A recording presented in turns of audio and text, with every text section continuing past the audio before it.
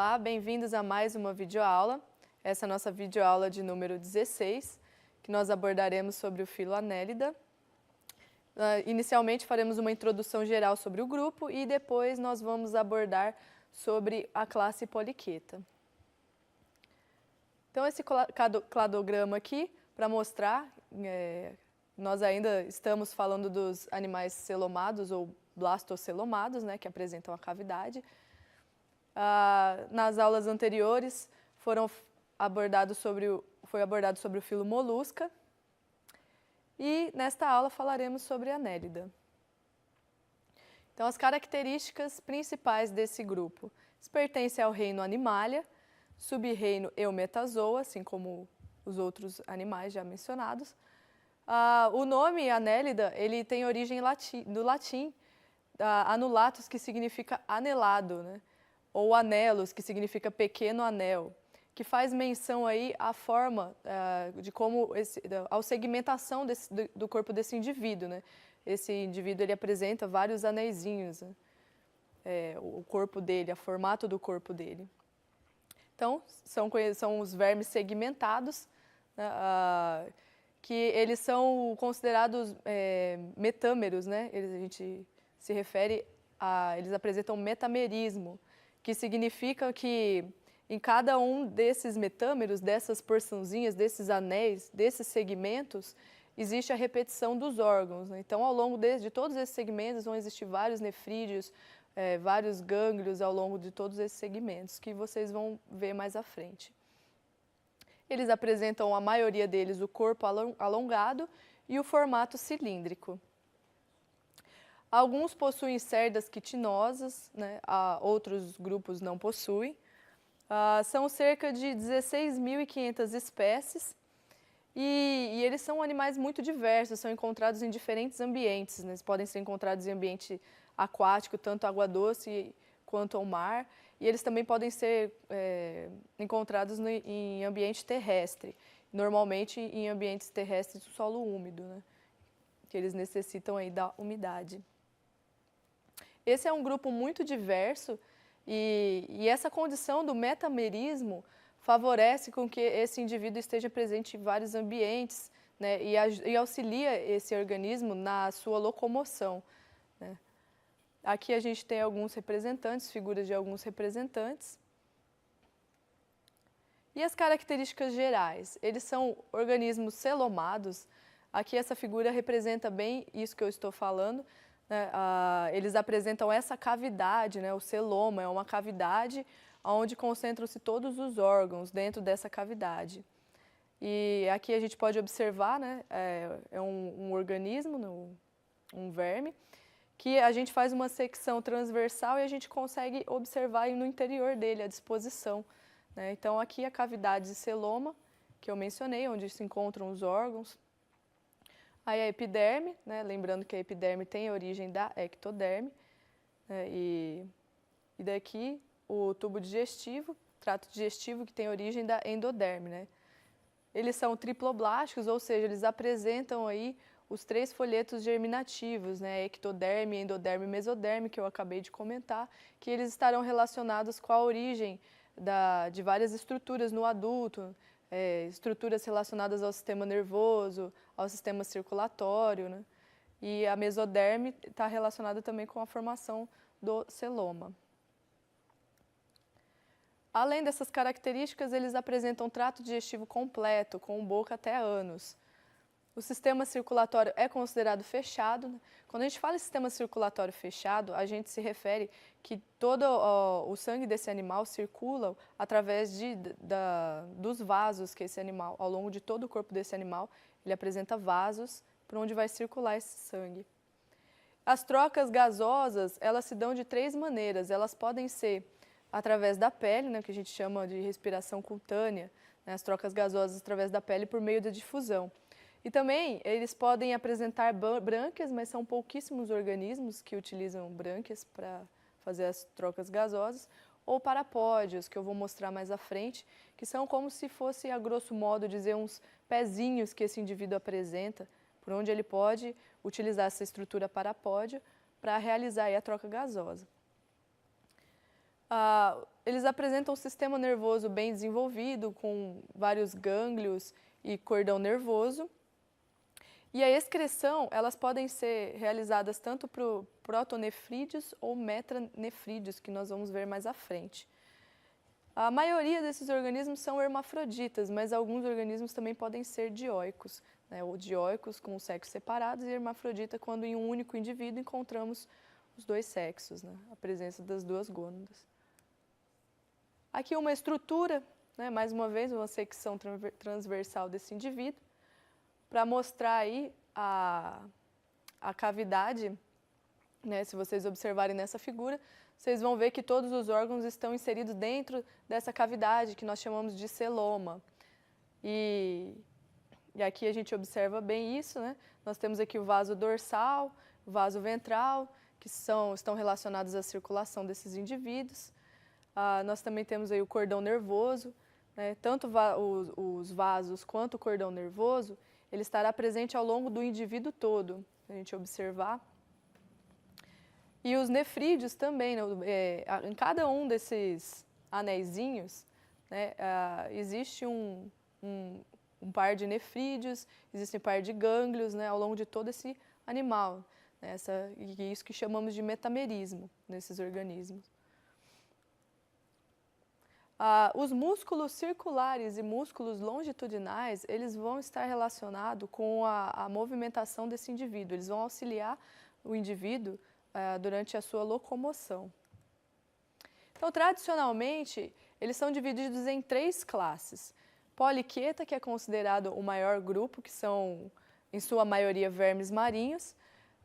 Esse grupo, em torno de 10 mil indivíduos, 10 mil espécies.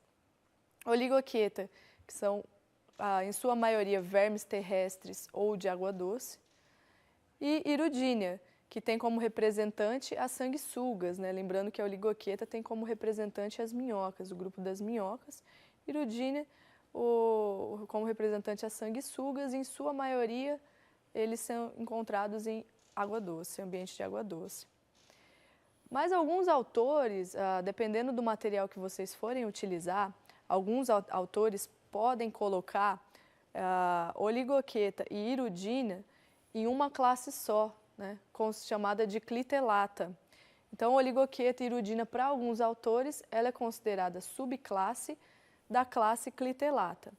Mas, ao longo da minha aula, eu vou tratar, segundo os autores que eu sigo, poliqueta, oligoqueta e hirudínea como classes distintas. Inicialmente, vamos falar da classe poliqueta. São animais muito diversos, né? Essa figura mostra bem essa diversidade desses animais, né?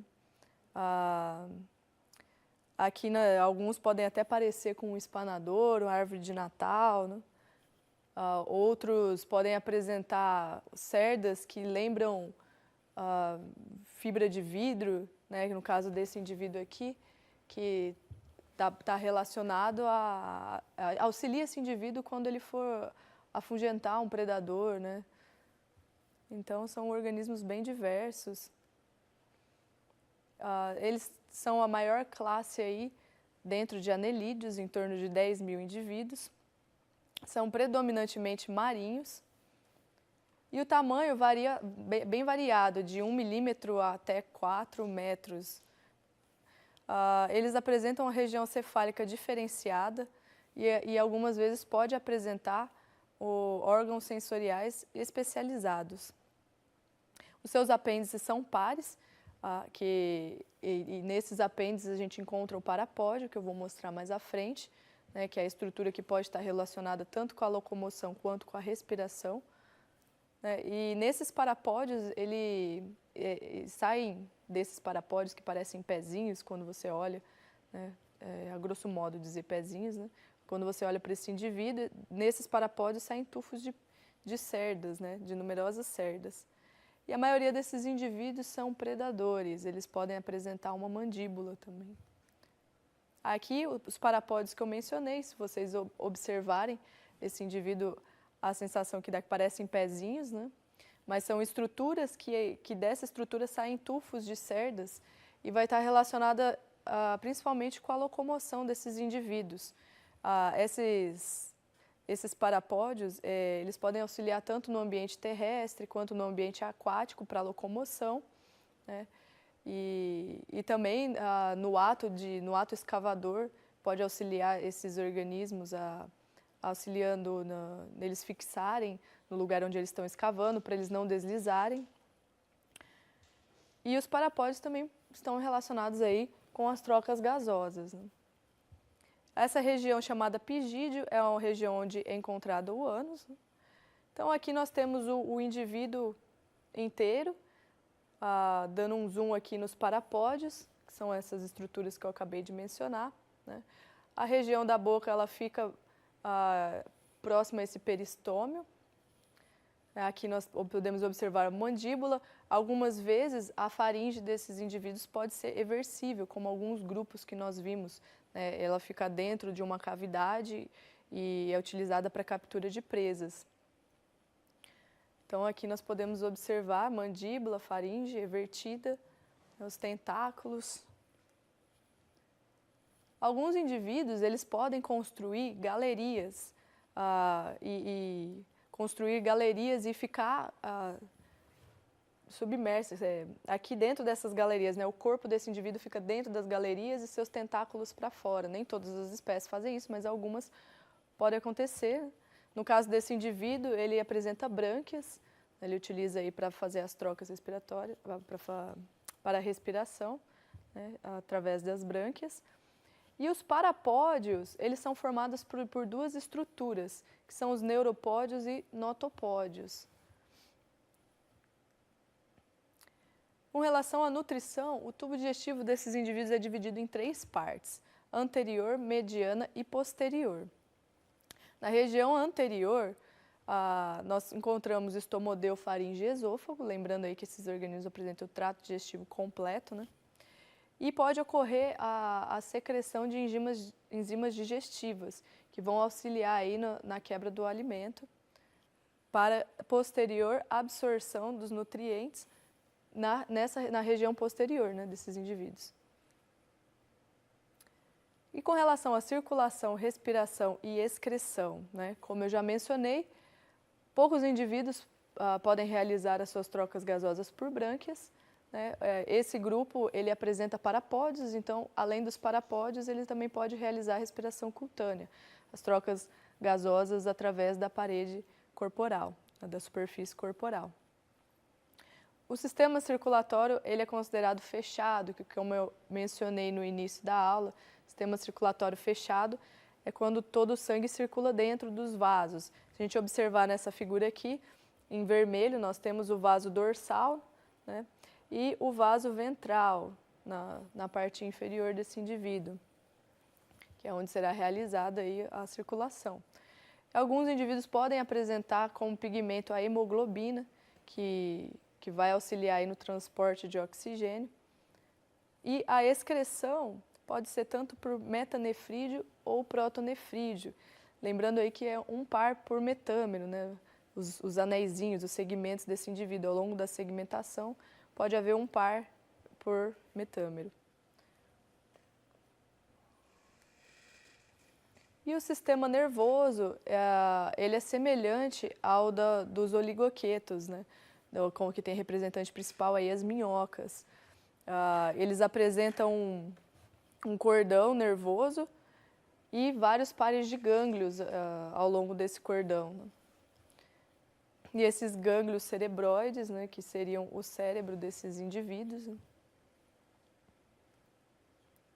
A reprodução. Em relação à reprodução, a maioria desses indivíduos são dioicos, eles apresentam sexo separado. E os gametas, eles são liberados no celoma e transportados para fora e ocorre a fecundação externa, né? E o desenvolvimento é indireto, ou seja, eles apresentam aí o estágio larval, né? E a larva é chamada de trocófora, que a gente também observa em outros grupos, outros filos. E essa é a aula de hoje. Uma passada aí rápida sobre as principais características do grupo Annelida e as características aí da classe poliqueta. Obrigada e até a próxima.